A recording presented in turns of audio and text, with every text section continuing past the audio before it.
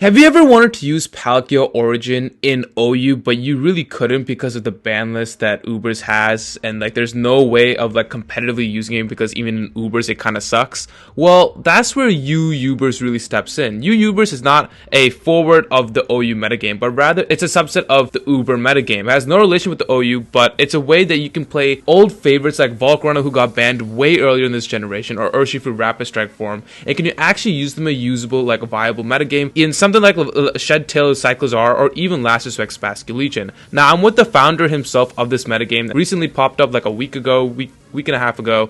His name is Kind Squared, and yeah, he can explain a bit more. I'll be on the side as well. I'm trying to also be going through it, but yeah, please take it away. Explain what Ubers is to everyone here. All right, hi Chompy. Thanks for inviting me. I'm Kind Squared. I'm the tier leader of Ubers, which is the second tier of Ubers play. Just like Underused takes all of the OU mons, throws away the most used ones, and we're left with a cool UU tier. Ubers takes all the Ubers mons, throws out the most used ones, and sees what we're left with. There's all sorts of really cool mons that normally don't get used. We've got Shaman, we've got Palkia, we've got Zacian, we've got Chiyubek. It's a really cool tier that just started recently, and I'm really happy to be here to talk about it. And before you guys ask, no, it's not Zacian Crown, Zacian Hero form, by the way. Zacian Crown is in Ubers, not Zacian Hero form, so that's like a similar. It's kind of like having Zamasun to Hero form in OU, except like it's Zacian Hero in like Ubers, if you guys can get the idea from that. Yeah, so talk about like the ban list. Like, so what is like the explanation behind the ban list? Like, why do we see Pokemon like Skeledirge, Ribombee, Great Tusk, Corviknight, Clodsire, even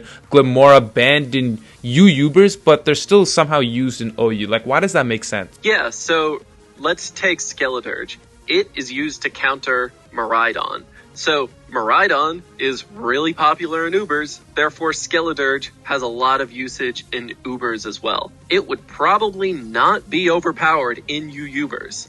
But let's think about like Empoleon.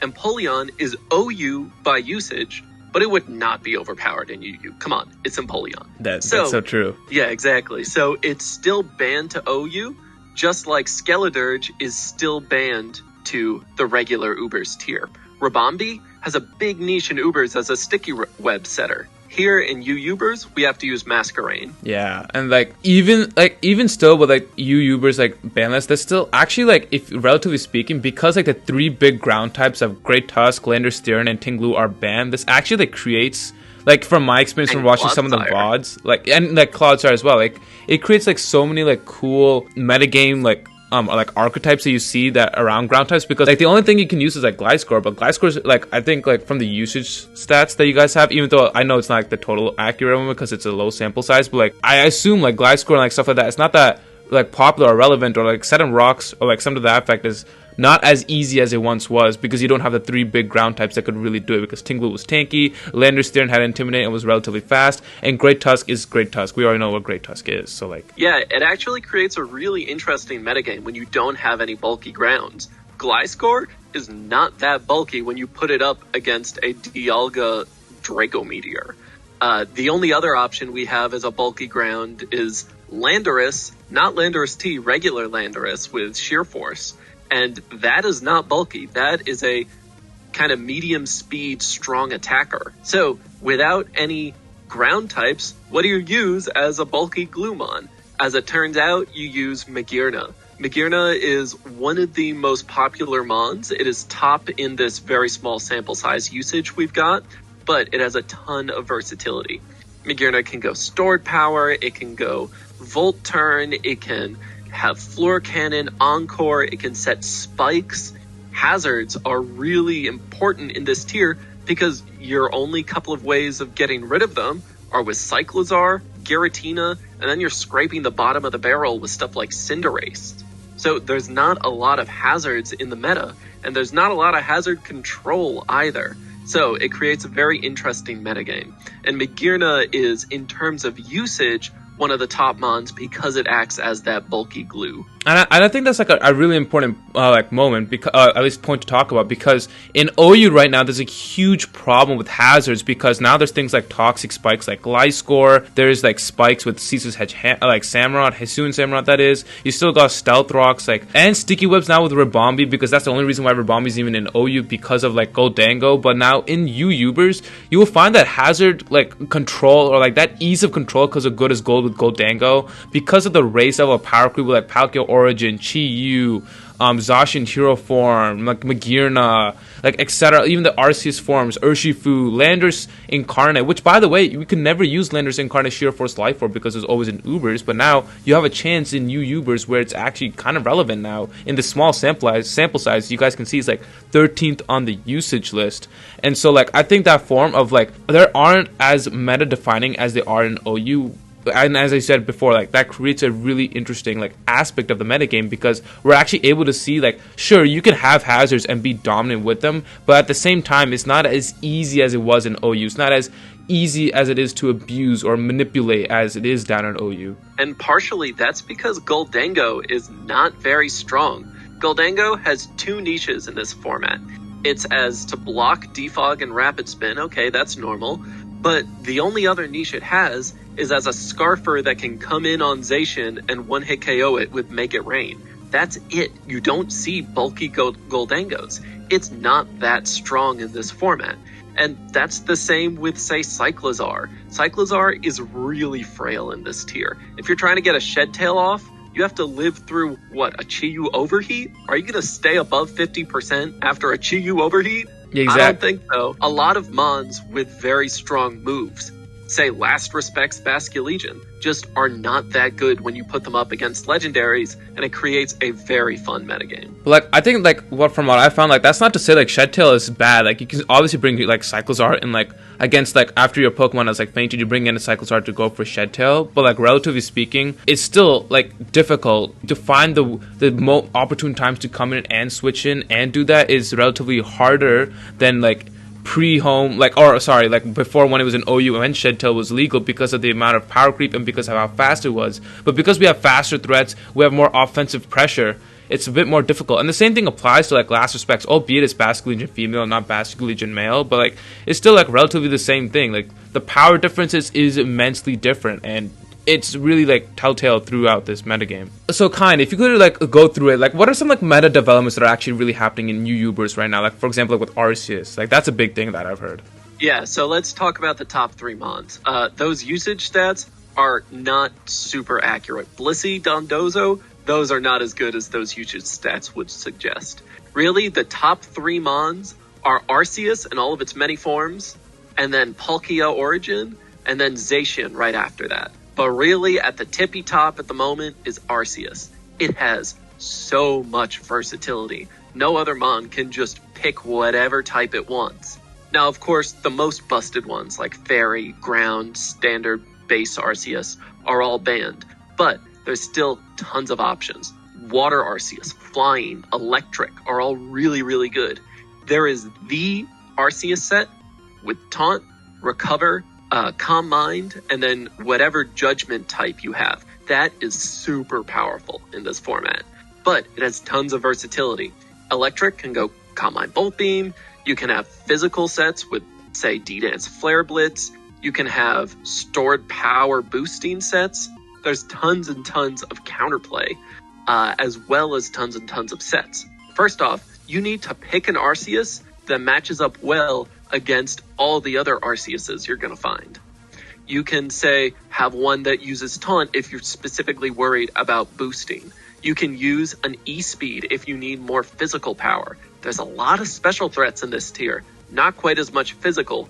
Even though Calm Mind is really, really good, you may still want to go with one of the physical Arceus sets.